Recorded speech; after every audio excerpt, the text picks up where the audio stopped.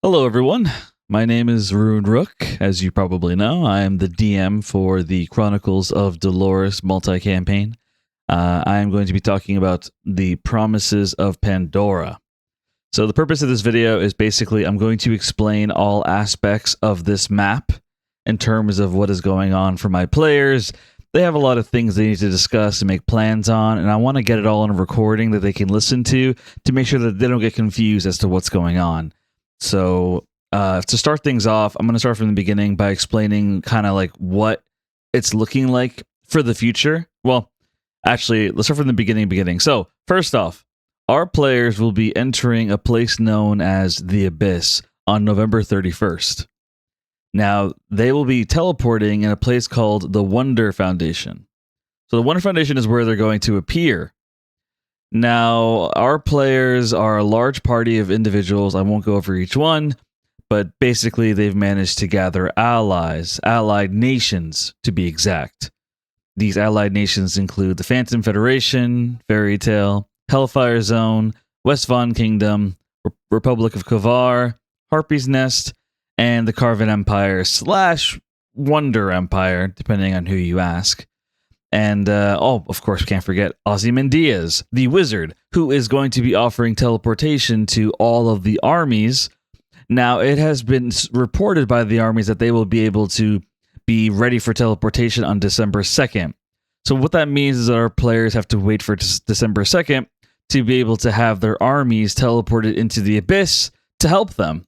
Now, these armies can be teleported anywhere on this map outside of this blue circle, okay? This blue circle represents a barrier that wraps around the trees of the Abyss. The trees, which, as you know, are created by Morven, this tree guy right here, who is currently being manipulated / controlled / happy wife, happy life kind of deal going on with his wife, Ovilius, who is the real manipulator of this crazy story, as she has been bringing in souls into the tree and getting more and more powerful. Her plan is basically to make the tree tall enough to where she can do a ritual to absorb the stars of a constellation that is going to be coming on December 10th. So our players have until December 10th to be able to, stop her from getting the power of literally Pandora, a goddess of creation. So a lot going on there. Anyway, back to our players. So the players are free to change their plans, of course, but from what I read, they're going to be splitting up into teams of 3 when it comes to taking on these trees. So there's the mini trees. The mini trees are what develop the barrier around this area. These mini trees make it to where any kind of aerial attacks are extremely vulnerable to tree attacks, basically, like anti-air. And so the players, if they manage to destroy the mini trees, they'll be able to have aerial support. They'll also remove a barrier that wraps around the sacred tree. So to be clear, all 4 mini trees have to be destroyed in order to get to the sacred tree. Anyway, going back to our players, they will be splitting into teams of 2 to command armies to invade the 4 mini trees. That's the plan anyway, as far as I'm aware. We have Naren and Lorelei. They'll be leading the Phantom Federation and Fairy Tale. I assume that their love interest, Adrian and Calyx, will be with them. And then we have Caliph and Lyra. They will be commanding the Hellfire Zone and West Vaughn Kingdom. The love interest, I don't know if he's love interest anymore, but our speedy assassin boy Ventari will be there. Ventari, yes indeed. And then we have Slapjaw and Jericho. They will be leading the Republic of Kavar. Slapjaw is more of a guest, but Jericho could always use the help, especially with all those crazy kind of X's on his team. So, meanwhile, we have Alice and Gwendolyn. They'll be leading Harpy's Nest and the Wonder / Carven Empire. And they'll be bringing their boys, Asher and Shade, with them, of course, as they all enter into this crazy war going on. When it comes to troop sizes and all that, you guys have your numbers available to you on your own, resources. So I'll let you do your own math on that. Anyway, so you guys will be able to make your plans on that. I do want to go over a couple things on this map. And this map will be available to you on Roll20 to look at whenever you want. Now, I wanted to be clear on this. All this information is made available because of this man right here, a man named Solomon Gizmo. He is an employee to the Phantom Federation military. He has developed a device called sonar, in which he is able to use it like a radar and detect everybody inside the abyss. It's very crazy stuff. So he's able to pull out some crazy details out of it. So I'm going to go over a couple things. So let's start off with these people, okay? These are the Divine Union and Torah. Well, let's just go one by one, okay? So the leaders are Fealty. She is the goddess of faith. She is very evil. And then we have Torah, who's also very evil. She is the leader of the Legion of Destiny. Now, the goddess of faith, she wants to basically get Alice, among other things, as she wants to get power for herself. Torah also wants to get power for herself, but she mostly wants her love Zareth to come. And she is in possession of the Everywhere Clock, a device that allows her to literally end the world if she wants to with the press of a button. Meanwhile, we have the god of sin, who wants to destroy the Rotten and also hurt the Promises of Pandora, as he blames them for the death of his champion, Nizora. And then we have Nedwin Cogspire. He is the younger brother to Jericho and a very nasty, evil man. And then under them, we have the members of the Legion of Destiny. We have Zachary Paradox. He is the son of Torah, very powerful. And then we have Dr. Calculation. We have the Cursed Soldiers. The Cursed Soldiers are soldiers that are in command of Torah, or rather, Torah is in command of them, sorry. And there are 2 million of them. So 2 million of these Cursed Soldiers that march behind them. And then we have Blue Walker. We have Tone. We have Professor McInthaw. We have Razor. And we have Nymphern. So Nymphern, luckily, the Federation has provided some intelligence on this, as they have been able to deduce that Nymphern is the one who is in control of the 2 million Cursed Soldiers. Meaning, if you are able to kill Nymphern, you can destroy all 2 million soldiers and the snap of a finger. All you have to do is kill Nymphern. That is a very important information right there for you. And then we have the Divine Union soldiers, about 160,000 of them. So they are marching behind Fealty. And then we have 2 elemental swordsmen, Ysira, the wind swordsman, along with Leaf, the lightning swordsman. They have other troops as well, but that's pretty much the brunt of it as they march. And also another thing to establish these red X's. These red X's basically establish the settlements of the Abyss and how they have been destroyed, basically, along with spawn points as well. So they have been destroyed. All of them have been taken out. Okay, moving on from those people, let's go to the Rotten. The Rotten is a very different story. The Rotten is led by a monster known as the Center. He wants to basically corrupt the entire world and make it all rotten. He has 2 followers, Lord Zero and Power, who are working with him for now. You know, since Avelius rejected them, they kind of have to work with him if they want to get anywhere in terms of power. So they are currently marching through a tunnel that's been dug underground by their monsters. They are being followed by 3rd generation eggs.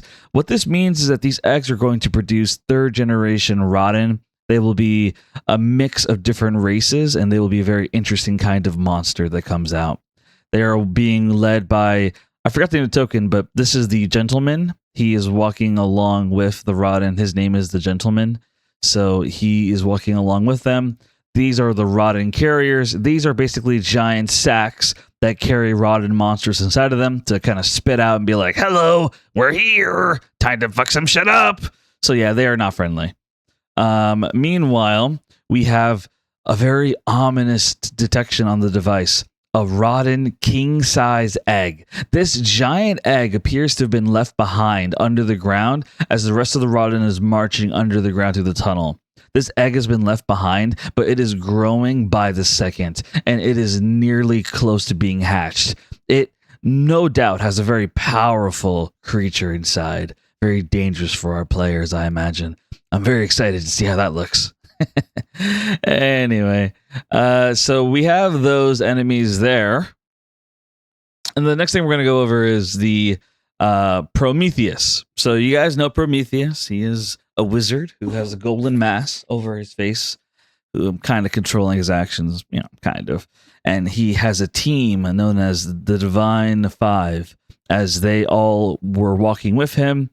We don't know all their names, but we do know Black Star, of course. He is a dragon, well, half dragon who was captured and tortured, and his mind snapped to becoming a servant to fealty. So yeah, he is kind of crazy, but very strong.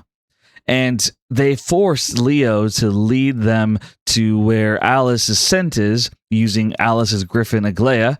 And so Leo refused to walk any further and tried to defeat Prometheus, but Prometheus won the battle, and he currently has tied him up on the floor. He's also netted Aglaia as well, capturing Aglaia as well, as he holds the two of them hostage. Prometheus appears to be drawing some kind of teleportation circle as well. However, well, I guess I kind of gave it away. I'm not even going to edit that part out. It is a magical circle, and it is a teleportation circle. In terms of what he's going to use it for, well, we have no idea. Although I do ask not to include the teleportation to your knowledge. You guys wouldn't know that in character, so just forget about that part. In character, you don't know that it's a teleportation circle. You just know it's a magical circle.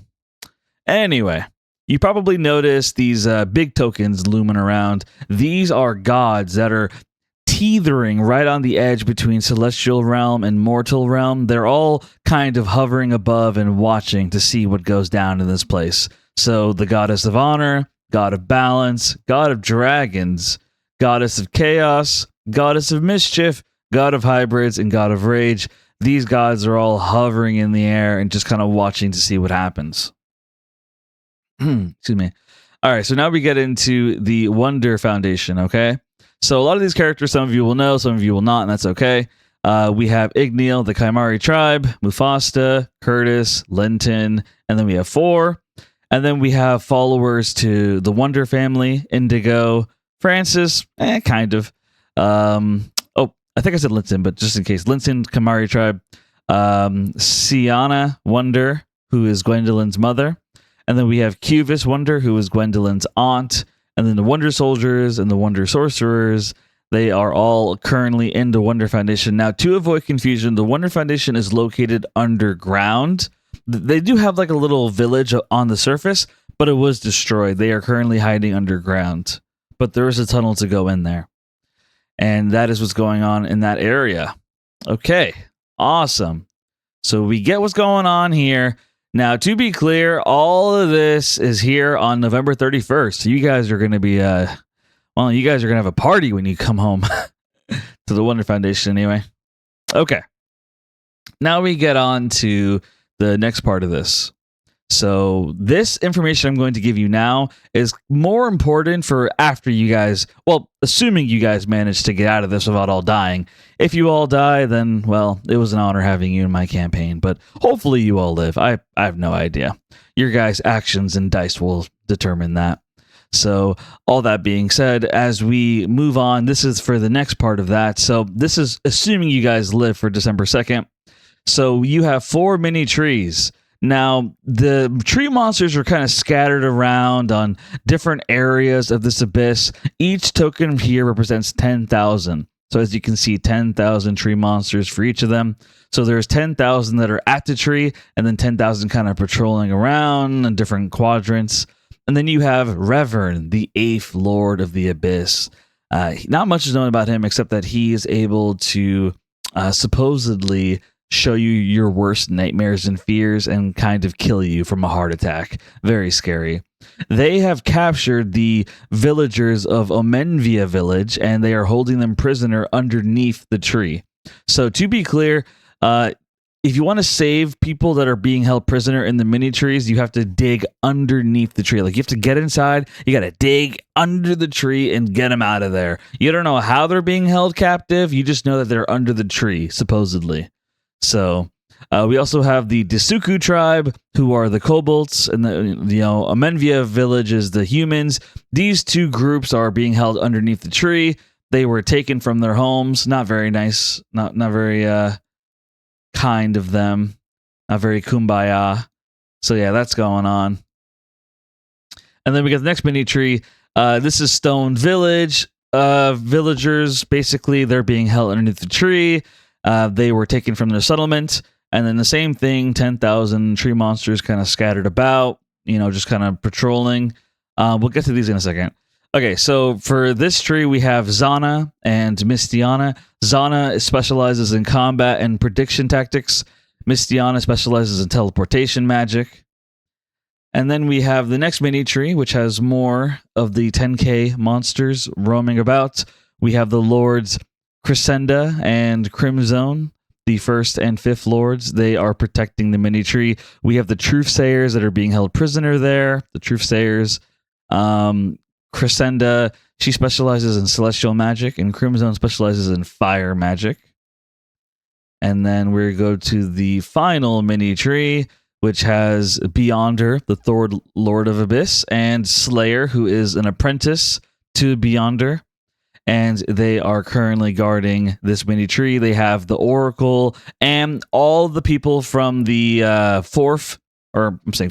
the Mighty Four settlement. So where you guys NPCs were, all of your NPCs that you play for the session will be located in this mini tree, held prisoner underground. So if you want any of them to live, you're going to have to help them out.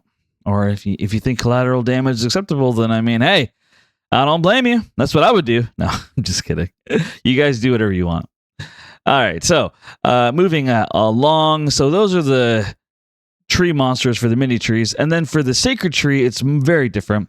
You have 40,000 tree monsters that are roaming around the sacred tree in different quadrants, 40,000.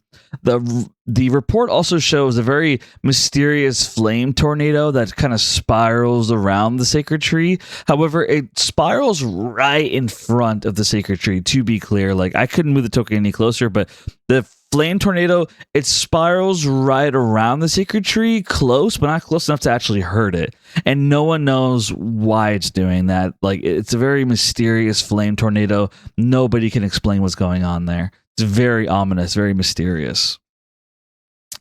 And then we have, finally, the sacred tree. The sacred tree is a massive tree, of course, over hundreds of feet tall. You have Morven, who is the controller of the trees. And then you have Ovelius, who is, the mastermind, the manipulator. And then you have the two new lords of the Abyss, the seventh lord, who has replaced Shade. You guys don't know his name or anything about him, but he is the one who has replaced Shade's spot. And before anyone is like, Rune, how exactly did Ovelius replace the Lord so fast? Well, you see, the sacred tree is known to hold prisoners. And so all they had to do was be like, hey, do you want to stay in a jail cell or would you like to become a lord? And they said, I'd love to be a lord. And so there you go. They are now a new lord of the Abyss, the seventh lord of the Abyss right here. And then we have the sixth lord of the Abyss replacing Brevin. So the sixth lord of the Abyss right there. And that is the sacred tree. Now, when it comes to these trees, I want to be clear on this. The trees, they have their own individual HP. But if you want to destroy the tree the fastest way, then you have to get into the soul room of a tree. The soul room is basically where the heart is. And if you manage to get in there, then you will be able to destroy the heart and destroy the tree. Now, to be clear, the mini trees don't have souls in them, at least not the way the sacred tree does. The sacred tree has like a bank of souls, basically. The sacred tree feeds the energy of the souls into the mini trees. So the mini trees don't have souls.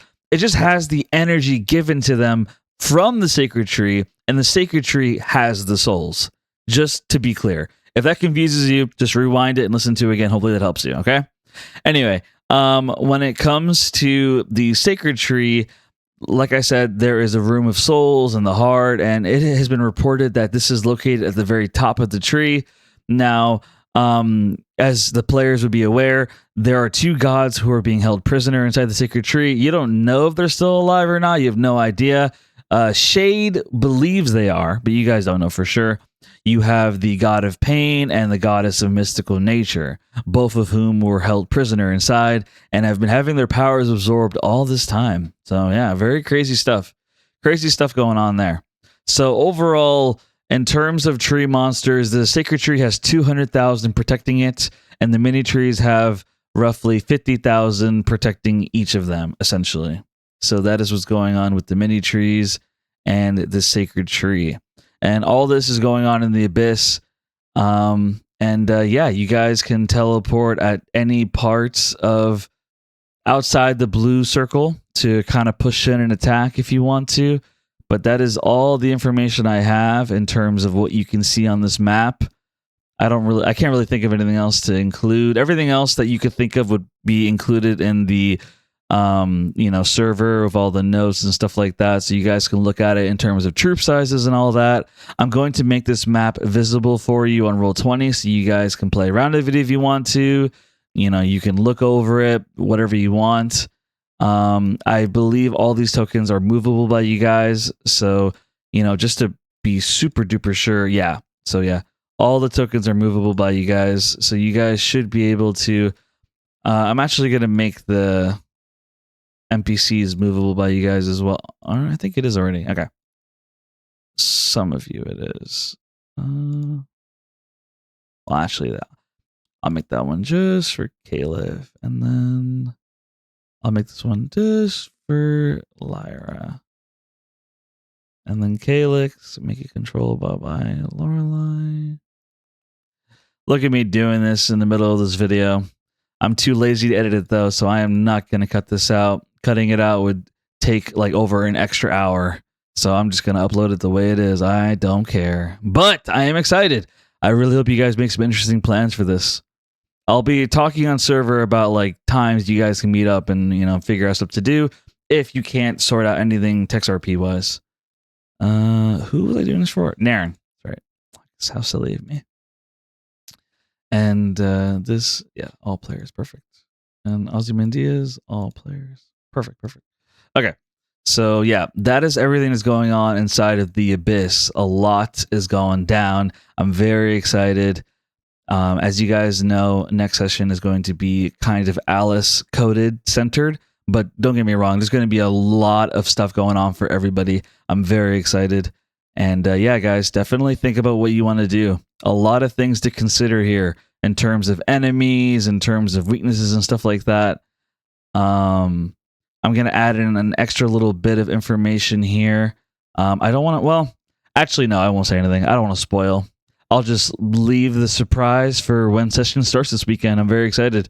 Okay, guys, that is all the information I have for this video. Do your own homework, talk to each other in chat, and I hope you guys are ready for this. A lot going on. And also make sure to check my chats in terms of the measurements for the little hexes here, in terms of distance and all that. And you guys just talk it over. I don't think I'm even going to bother putting music on this video. I'm just going to keep it just no music, flat. Sorry if it's boring or whatever, but yeah, there you go. I want to upload this very quick. So I appreciate you guys for listening to this, and I hope you win this war. I will warn you that there's a lot going on with this war, but I don't plan on the war going on too long. Honestly, with the way things are going, if you guys all end up dying, then, well, yeah, win or lose, this final chapter would not be that long. So definitely do everything you guys can if you want to, go ahead and do it. I am rooting for you guys, but I'm also rooting for the enemy. I'm very curious how it'll turn out. Thank you so much for being players in my campaign. You all are amazing people, and I am deeply honored to have people like you in my life. So yeah, keep being who you are and have fun, guys. Enjoy yourselves. Thanks for listening.